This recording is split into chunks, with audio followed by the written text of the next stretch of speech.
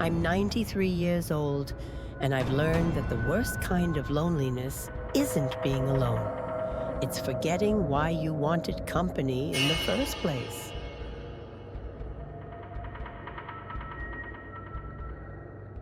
Before we begin, make sure to like and subscribe to the channel and leave a comment with where you're from and what time you're watching. The first story I need to tell you isn't mine, but it happened so close to me that if I had known what to look for, I could have reached out and stopped it. I still think about it sometimes and sigh. The woman in this first story was named Evelyn Pritchard, and she was my neighbor's sister, a quiet woman who moved into a cabin just outside Gatlinburg in the fall of 1987. She was 52, newly divorced, and searching for what she called meaningful solitude.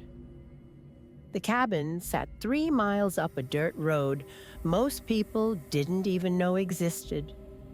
There were no neighbors within 2 miles, no phone line, just Evelyn, the mountains, and a journal she kept faithfully. My neighbor, Carol, said Evelyn had always been a little eccentric, the type who talked to plants and believed silence had a language of its own. But when she moved into that cabin, Carol said something in her eyes changed. Not all at once, slowly, like watching frost form on a window. A life that isolated was bound to take something from a person. But Evelyn had always been used to being alone. At first, I thought Carol was exaggerating. For the first 6 months, everything seemed fine. Every Thursday, Evelyn drove into town to the same grocery store for supplies. She always bought the same things: canned food, batteries, notebooks, and an unusual number of candles. The cashier, a young man named Tommy, remembered her because she never made small talk. She had an ordinary presence. She would just smile, pay, and leave. But around March of 1988, Tommy noticed something strange. Evelyn started buying calendars, not one or two, dozens, every brand, every style, wall calendars, desk calendars, pocket planners. When Tommy asked if she was starting a business, Evelyn looked at him with an odd intensity and said, "I have to be careful not to lose track." Of what? He never found out. It was clear her behavior wasn't healthy. By April, Evelyn stopped coming into town. Carol drove up twice to check on her, but Evelyn wouldn't let her inside. She spoke through the cracked door, telling Carol she was fine, that she just needed more time alone. "I'm working on something important," she said. "Time moves differently here. I need to document it properly." Carol assumed she was just processing the divorce, maybe writing a book. She didn't push. That was the mistake. Would you have pushed it? Or would you have given her space like Carol did? Tell me in the comments. In late May, a hiker got lost on an unmarked trail and stumbled onto Evelyn's property. He knocked on the door, hoping for directions.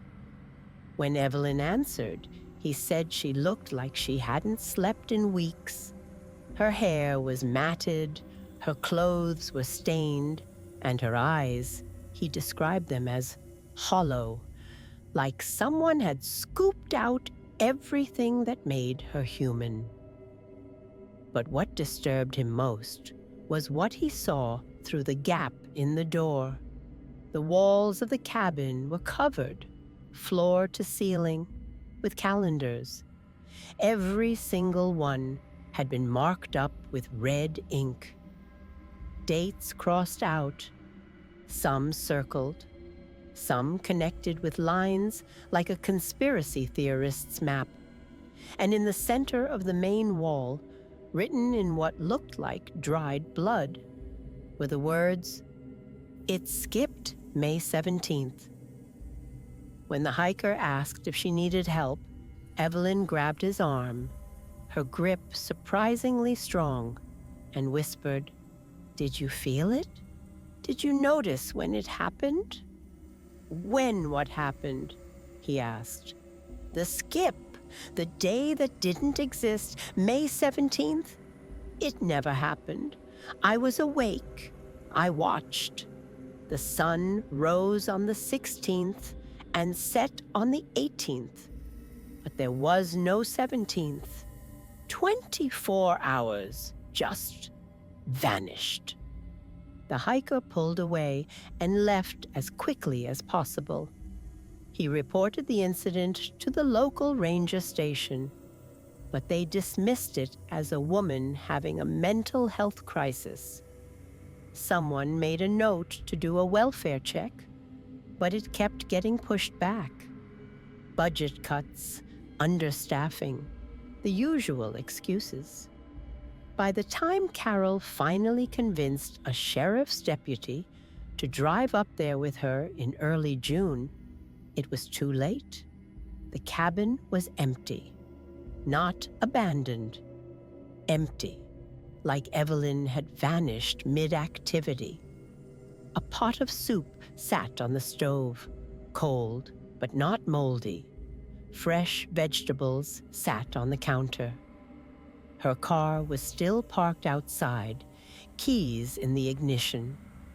But Evelyn was gone. And the calendars were worse than the hiker had described.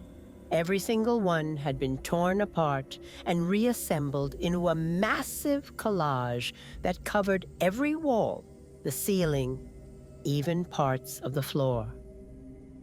Dates had been cut out and rearranged in patterns that made no logical sense. May 17th appeared hundreds of times, circled in red, with notes in the margins. "It took this one. This one never happened. I remember it, but it doesn't remember me." In the center of the room, on the floor, was Evelyn's journal. The final entry, dated June 3rd, 1988, read, "I've been counting every day, every hour, every minute. Because if I stop counting, I won't notice when it happens again. The mountains don't follow our rules. Time here bends, folds. Sometimes it skips forward. Sometimes it loops back. I've lived June 1st 4 times now. Each time I'm a little less, a little more hollow. I think the mountains are eating the days I've lived, and when they're done with my days, they'll start on me." Below that, in shaky handwriting, "I can feel it happening now. I'm disappearing between seconds." The investigation concluded that Evelyn had experienced a severe psychological break and wandered into the wilderness. Search parties combed the area for 2 weeks. They found nothing. No body, no clothes, no footprints leading away from the cabin. It was as if she'd simply ceased to exist. But here's what Carol told me years later. that still makes my skin crawl. A year after Evelyn disappeared, Carol received a package in the mail. No return address. Inside was a calendar, specifically a May 1989 calendar. May 17th was circled in red, and written in Evelyn's handwriting was a single sentence. "I'm still counting, but the numbers don't match anymore." Carol threw it away immediately. But the next year, another package arrived. Same calendar, same date, same message. This happened every year for 7 years, until 1995, when the packages suddenly stopped. To this day, no one knows what happened to Evelyn Pritchard.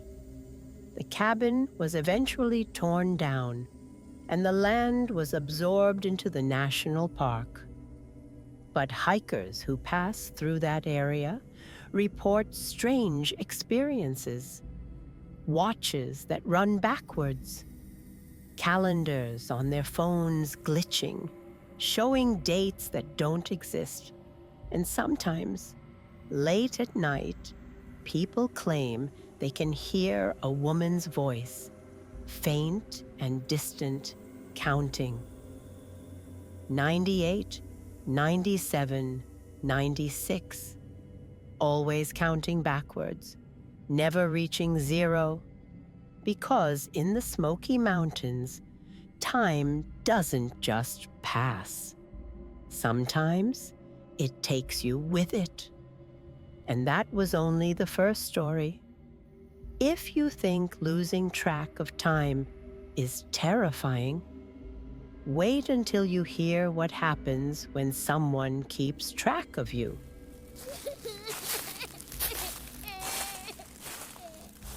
Some people leave the trail because they're tired, some because they're lost, but some leave because something followed them all the way home, and that thing is still waiting at the trailhead.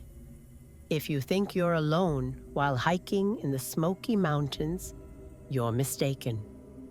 The second story comes from a man named Vincent Torres, a close friend of my late husband. Vincent was what the hiking community calls a trail angel, someone who helps lost or injured hikers, offers supplies, and guides newcomers through dangerous terrain. He was a very kind and generous man. Having grown up in Cherokee and spent nearly 40 years exploring every hidden path and forgotten valley, he knew the Smoky Mountains better than most rangers. In the summer of 1995, when Vincent was 58, a young couple came into the Appalachian Trail Information Center in Gatlinburg. They were from Ohio, Jacob and Melissa Hartwell, both in their late 20s, eager to complete a week-long section hike through the Smokies.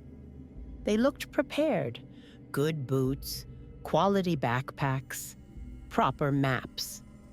But Vincent, who volunteered at the center on weekends, noticed something that unsettled him. Their planned route passed through an area locals avoided, a stretch of trail between Mount LeConte and Charlie's Bunyan that had a bad reputation. It wasn't official, not documented, only spoken about in whispers by people who had hiked these mountains long enough to know better.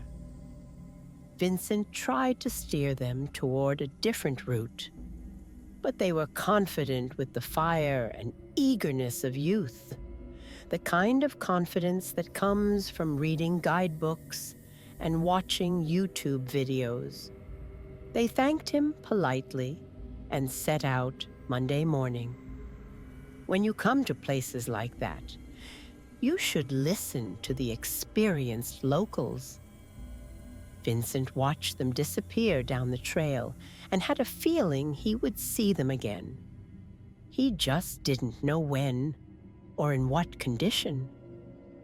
3 days later, only Jacob came back. Around 2 in the morning, covered in scratches, clothes torn, muttering incoherently, he stumbled into the ranger station at Newfound Gap. He was in terrible shape. The rangers on duty called for medical help and tried to get a coherent statement. But Jacob kept repeating the same sentence. "It saw her. It wasn't supposed to see her." By the time paramedics arrived, Jacob had to be sedated. He couldn't come down from whatever he had experienced. They took him to a hospital in Knoxville, where he was kept under observation for 4 days.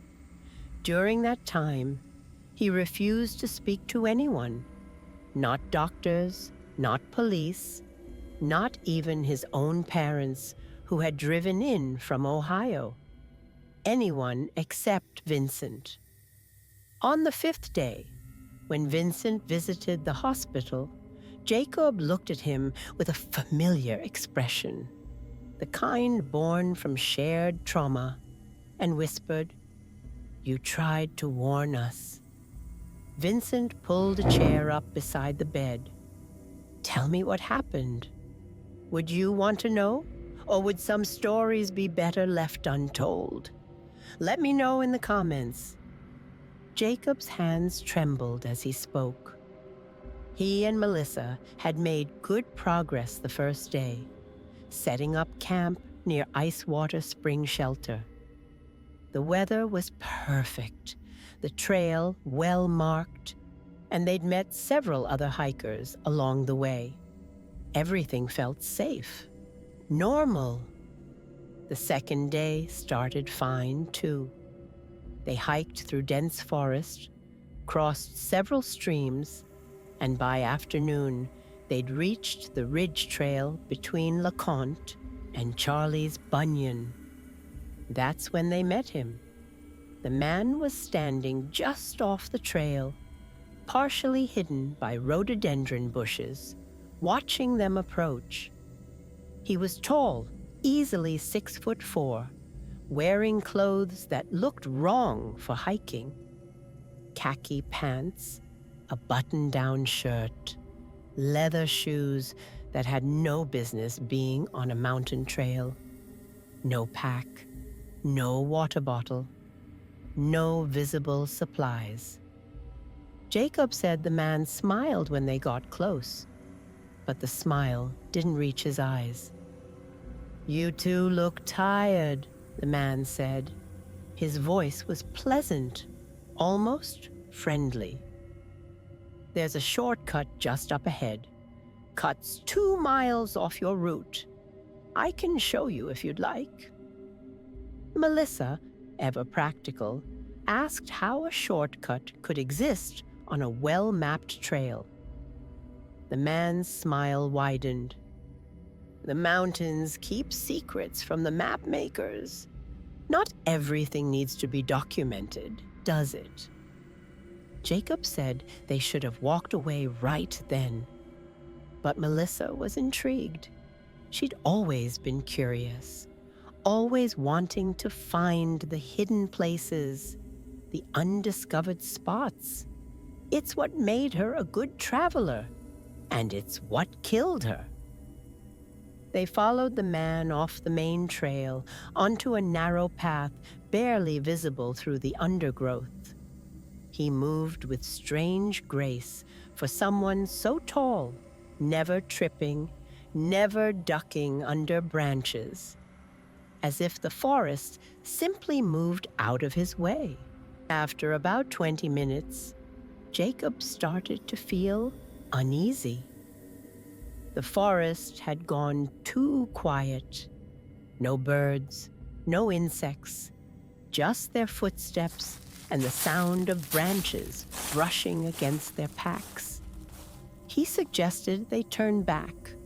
but Melissa wanted to see where the path led. "Just a little further," she said. That's when they heard it. Crying.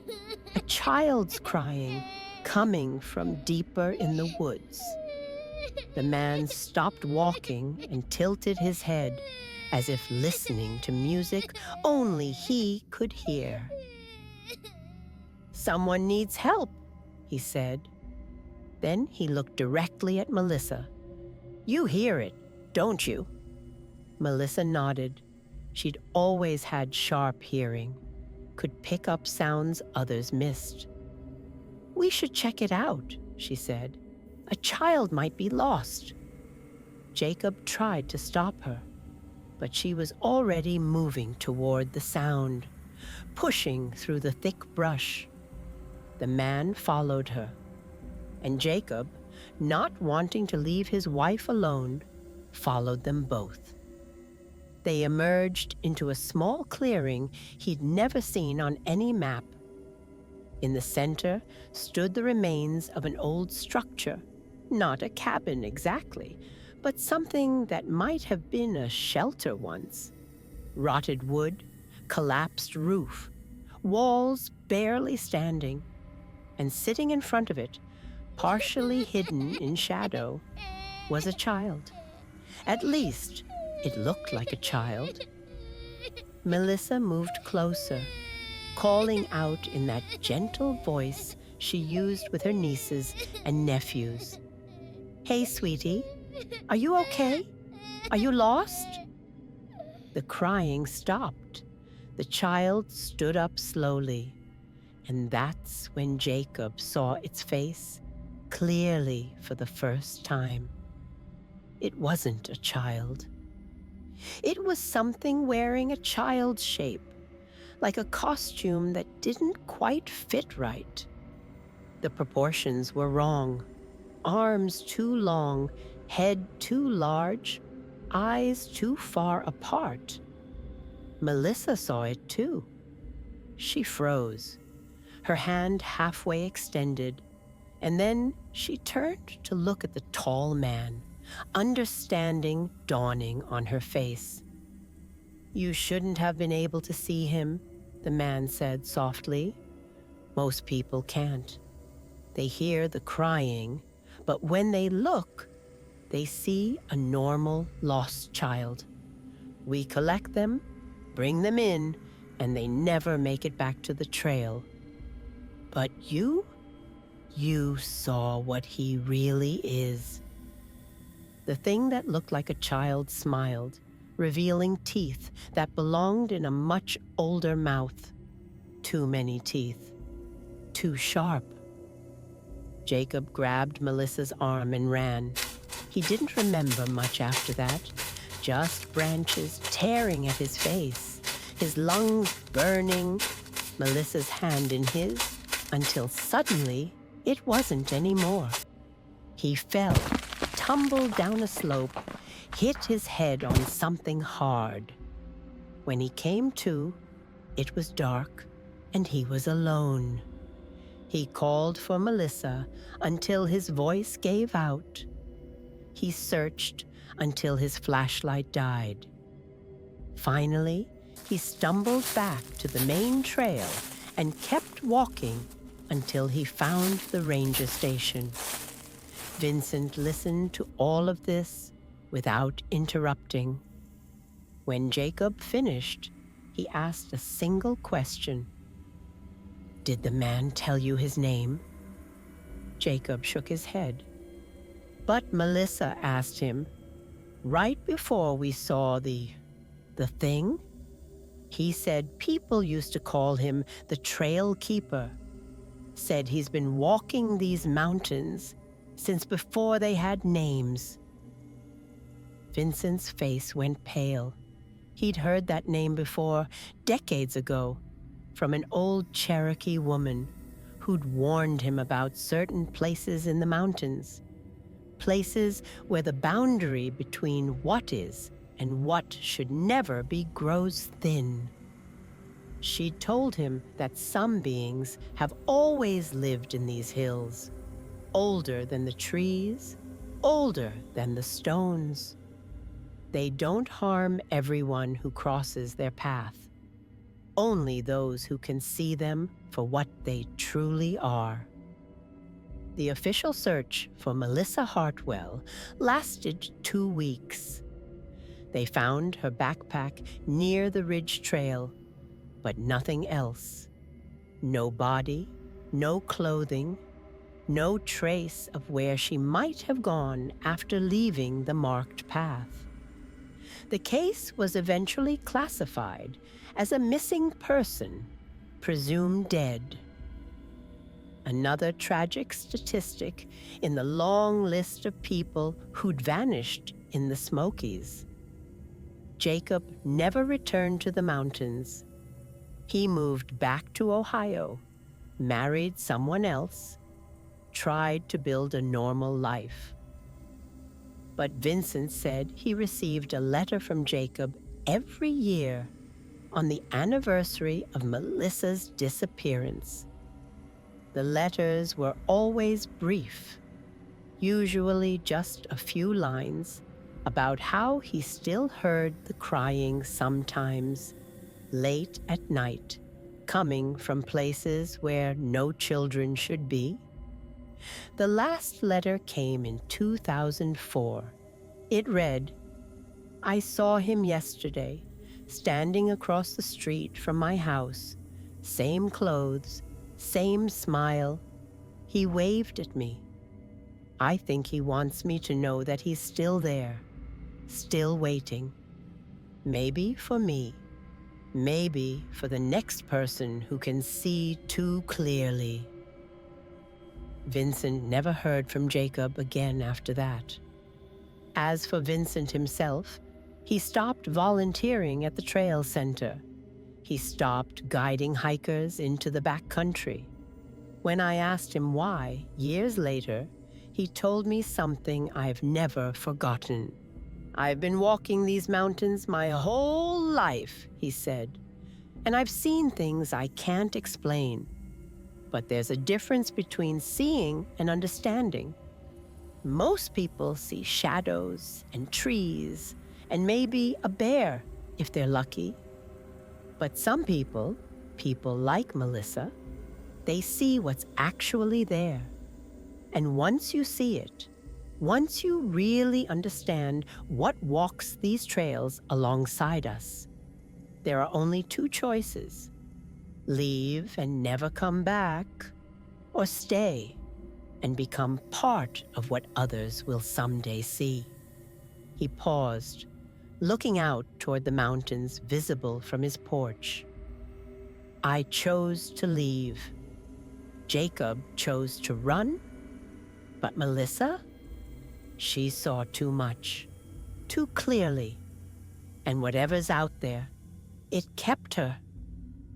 Vincent passed away in 2019, but before he died, he gave me a box of letters and journals he'd kept over the years. Tucked inside was a photograph taken by a trail camera in 2007, 12 years after Melissa disappeared. The camera had been set up near the Ridge Trail to monitor wildlife.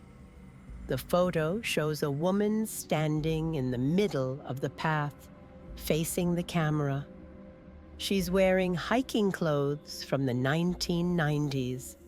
Her face is partially obscured by shadows, but you can see she's smiling. And standing behind her, barely visible in the tree line, are figures. Dozens of them. Different heights, different shapes, all watching the camera with the same expression, waiting. On the back of the photo, in Vincent's handwriting, is a single note. "Melissa Hartwell. She found the shortcut. It just didn't lead where she thought." The trail between Mount LeConte and Charlie's Bunyan is still open today. Thousands of people hike it every year.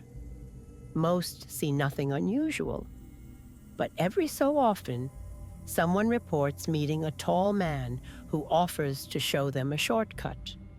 And sometimes those people don't make it back. Because in the Smoky Mountains, not everyone who offers help is trying to save you. Some are simply collecting what they can see clearly.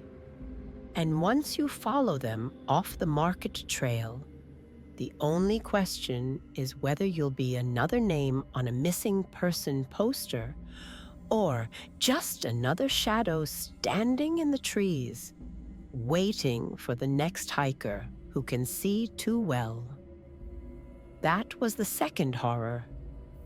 But the final story might be the worst, because this time, the mountain didn't just take someone, it sent something back.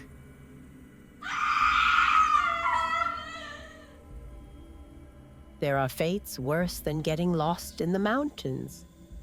Sometimes, the worst thing that can happen to you is coming back, especially when you return as someone who only resembles who you used to be. When you hear this story, you're going to be very surprised. This third and final story is one that still gives me nightmares, even at 93 years old. It's about the son of my church friend, Patricia Odom. His name was Daniel, and what happened to him in the Smoky Mountains in 2001 changed not only his life, but the lives of everyone who knew him. Daniel Odom was 16 that summer, a quiet, bookish boy who preferred reading to hiking and classical music to sports. He wasn't the outdoorsy type, which made his sudden interest in camping seem strange to his mother. Daniel was a bit different from other kids, with hobbies that set him apart. Patricia was simply happy that he wanted to spend time with friends and take part in something active. She helped him pack, drove him to the trailhead at Cades Cove, and watched him disappear into the forest with 3 boys from his high school. They were only supposed to be gone for 3 days. It was a basic backcountry camping trip, nothing ambitious. The plan was simple: hike to Spencefield, set up camp, spend a few nights under the stars, then come back. Patricia had spoken with the other parents, checked the weather forecast, and even called the ranger station to make sure the trail conditions were safe. Everything seemed fine. But in those mountains, things can go wrong without warning. On the morning of the 4th day, when the boys were supposed to return, 3 of them walked out of the woods. Daniel was not with them. The boys, Tyler, Marcus, and Stephen, looked shaken but unharmed. They told the rangers that Daniel had wandered away from camp on the 2nd night, saying he heard something from deeper in the forest. They had searched for him until dawn, then hiked out to get help. A search and rescue operation was launched immediately. Patricia was in shock. For 6 days, teams combed the area around Spencefield. They used dogs, helicopters, thermal imaging equipment. Patricia stayed at a hotel in Townsend, waiting by the phone, praying for any news. On the 7th day, she got the call she'd been both hoping for and dreading. They'd found Daniel. He was alive, sitting beside a creek about 3 miles from where his friends had last seen him. He was dirty, dehydrated, and confused, but otherwise appeared physically unharmed. The rangers brought him down the mountain, reunited him with his mother, and everyone called it a miracle. Except it wasn't. Patricia told me later that she knew something was wrong the moment she saw her son. The way he looked at her, not with relief or recognition, but with something closer to curiosity, as if he were seeing her for the first time. The way he moved, too carefully, like someone learning to walk in a body that didn't quite fit. And his voice, when he finally spoke, sounded hollow, like an echo of the boy she'd raised. "Mom," he said, and smiled. But the smile was wrong. Too wide, too many teeth showing. The doctors at the hospital found nothing physically wrong with him. Some dehydration, a few scratches and bruises, but nothing that would explain his altered behavior. They attributed it to trauma, shock, exposure. They recommended therapy and rest. Patricia took him home, believing time would heal whatever psychological damage the ordeal had caused. She was wrong. If your child came back different, subtly, inexplicably different, would you notice right away? Comment below. The changes started small. Daniel stopped eating his favorite foods, said they tasted wrong now. He'd stand at his bedroom window for hours, staring out at the distant mountains, never blinking. His friends stopped visiting after the first week because, as Tyler told his parents, Daniel doesn't feel like Daniel anymore. It's like someone wearing a Daniel costume. Patricia tried to dismiss these concerns as teenage drama, but deep down, she felt it too. The way her son watched her when he thought she wasn't looking. The way he sometimes forgot basic things, like how to use a fork, or what television was, or his own phone number. Once, she woke up at 3 a.m. to find him standing in the hallway, perfectly still, his head tilted at an unnatural angle, as if listening to something she couldn't hear. "Daniel?" she'd whispered. "What are you doing?" He turned slowly, that too wide smile spreading across his face. "Just listening to them, Mom. They're always talking. Don't you hear them?" She didn't hear anything. 3 weeks after his return, Patricia called me in tears.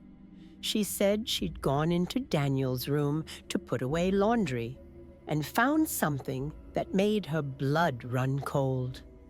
Under his bed, carefully arranged in concentric circles, were dozens of dead birds, not torn apart or mutilated, just dead, lying on their backs with their feet in the air, positioned with geometric precision. When she confronted Daniel about it, he'd looked genuinely confused. "They wanted to come inside," he said. "They kept tapping at my window. I let them in, but then they stopped moving. I thought I should arrange them nicely." Patricia cleaned out the birds and scheduled an emergency appointment with a psychiatrist. But before they could go, something else happened that forced her to face the terrible truth she'd been avoiding.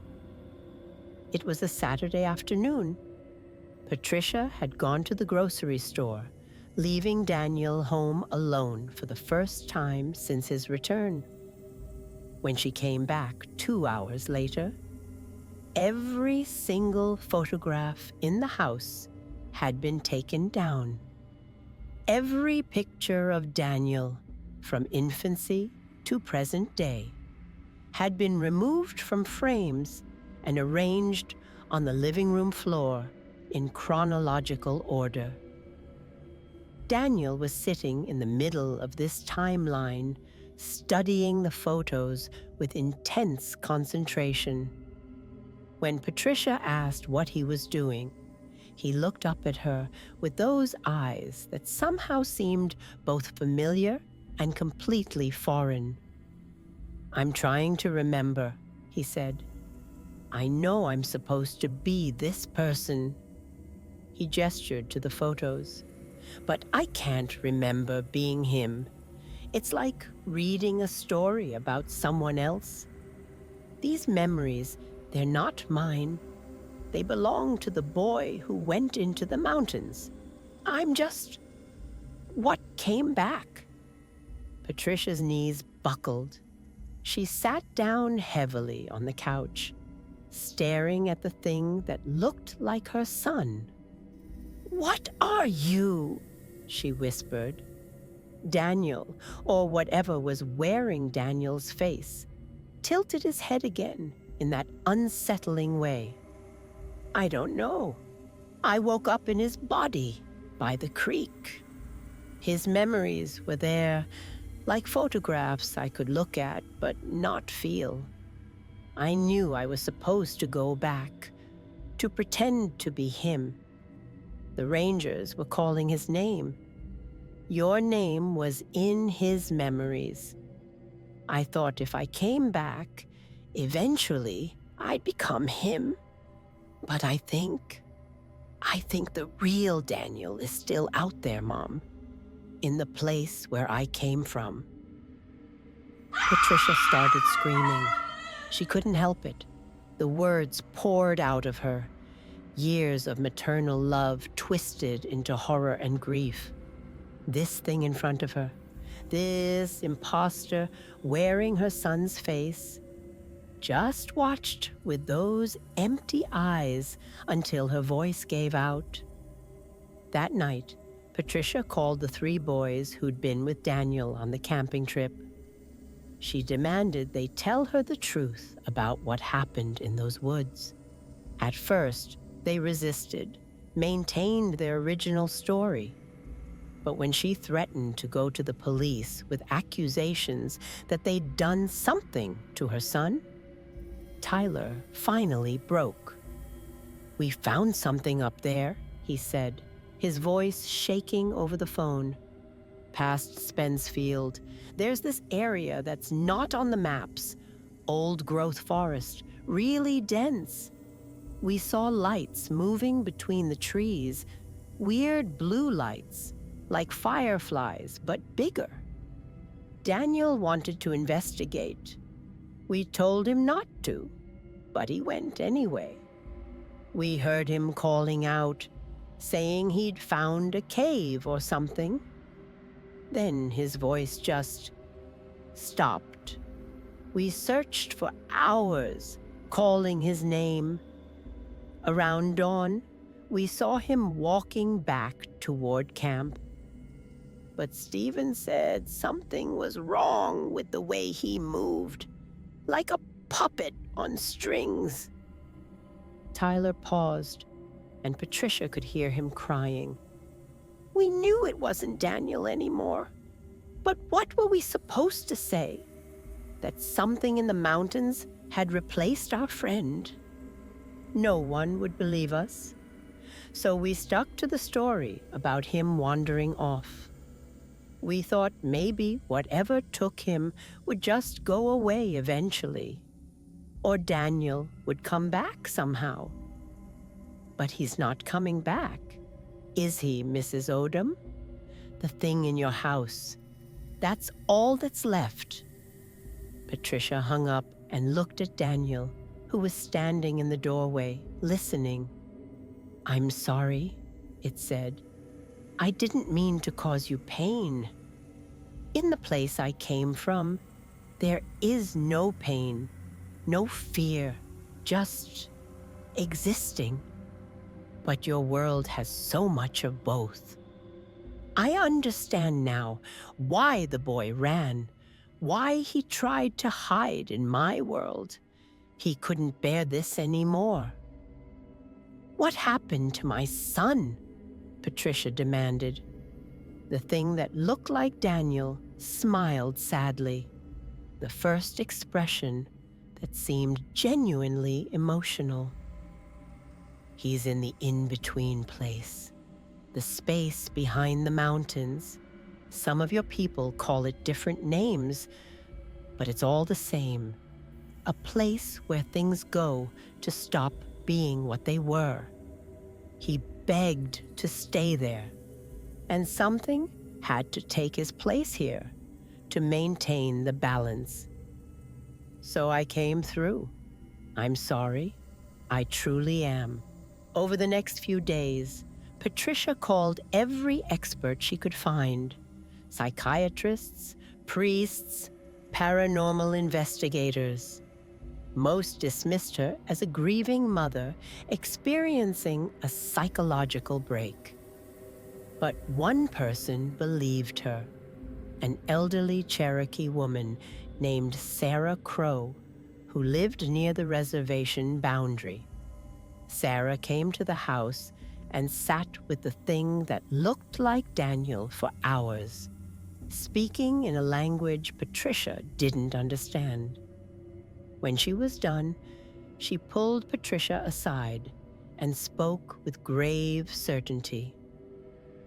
Your son opened a door he shouldn't have, Sarah explained. There are thin places in these mountains where our world touches others. Most people can't see them, can't access them. But sometimes, when someone is desperate enough, or curious enough, or broken enough, they find the way through. And when they cross over, something from the other side must cross back. It's an old rule, older than these mountains themselves. Can I get him back? Patricia asked. Sarah shook her head. The door only opens one way. Your son chose to leave this world. What came back in his place is not evil, Mrs. Odom. It's just other. It will try to be your son, but it will never truly be him. Eventually, it will slip up and people will notice. You have to decide what you want to do before that happens. Patricia spent that night sitting in Daniel's room, watching the thing that wore his face sleep. Or pretend to sleep. She wasn't sure it actually needed rest. The next morning, she made her decision. She told Daniel she couldn't bring herself to call it anything else, that they were going on a trip back to the mountains, back to Spence Field. The thing that looked like her son nodded, understanding immediately what she intended. They hiked to the spot where Tyler had described finding the lights. Patricia waited there for 3 days, camping in the same area Daniel had been before he disappeared. On the third night, just after midnight, the lights appeared, blue and cold and somehow alive, moving between the trees with purpose. Patricia grabbed Daniel's hand and walked toward them. The thing that looked like her son squeezed back, the most human gesture it had ever made. When they reached the lights, Patricia saw what Daniel had seen, a gap in reality itself, like a tear in fabric, showing something beyond that her mind couldn't fully process. Shapes that weren't shapes, colors that hurt to look at. And somewhere in that impossible space, she heard crying, a boy's voice calling out for his mother. "Daniel," she called into the gap. "Daniel, baby, it's Mom. Come back. Please come back." The crying grew louder. For a moment, she thought she saw a figure moving toward the edge of the tear. Young, male, terrified. But before it could cross through, something pulled it back into the depths of that other place.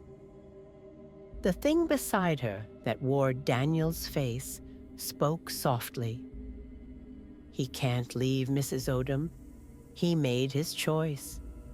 And I made mine. I'm sorry." Patricia turned to look at it one last time. In the cold blue light, she could see something beneath the familiar features, something vast and incomprehensible, trying desperately to compress itself into human form. It was suffering too, she realized, trapped in a body and a world it didn't understand, playing a role it could never fully inhabit. "Go back," she whispered. "Go home, both of you." The thing that looked like Daniel smiled, genuinely this time, and stepped into the light. As it crossed the threshold, Patricia saw it change, unfold, become something beautiful and terrible and utterly alien. And just for a moment, she thought she saw her son's face in the crowd of shapes beyond the tear. He looked peaceful, whole, free from whatever pain had driven him to seek escape in the first place. The lights vanished, the tear sealed itself. Patricia was alone in the forest. She walked back down the mountain and told the authorities that Daniel had run away during the night, that she couldn't find him. Another search was launched. It lasted 2 weeks and found nothing. Eventually, Daniel Odom was declared a runaway, another statistic in the long list of missing teenagers. Patricia sold her house and moved to Florida, where the flat landscape and the absence of mountains brought some measure of peace. She died in 2015, and at her funeral, I found a letter she'd left for me. In it, she wrote, "Margaret, if anyone asks you what happened to my Daniel, tell them the truth. He found a door in the mountains and walked through it. Something else walked back. For 3 weeks, I lived with a thing that looked like my son, but wasn't him. And in the end, I let them both go home to where they belonged. I don't regret it. Some doors should never be opened, and some children aren't meant to come back." 3 stories from the Smoky Mountains. 3 warnings carved in shadow and fog. A woman who lost track of days until the mountain erased her completely. A hiker who saw too clearly and became part of what others will someday see. And a boy who opened a door to somewhere else and chose to stay there, while something that wasn't quite human tried to live in his place. If these stories stayed with you, if they made you glance at the dark corners of the room, or listen a little more carefully to the silence, then you already understand why these mountains are never as empty as they seem. Before you go, make sure to like the video, subscribe to the channel, and share your thoughts in the comments. I read them, and sometimes Your stories stay with me longer than you'd think. And if you have a true horror story, something you experienced, or something that happened to someone close to you, you can send it to us through our email address. Maybe next time I'll be telling your story, because around here, we don't just tell scary stories. Sometimes we pass them on.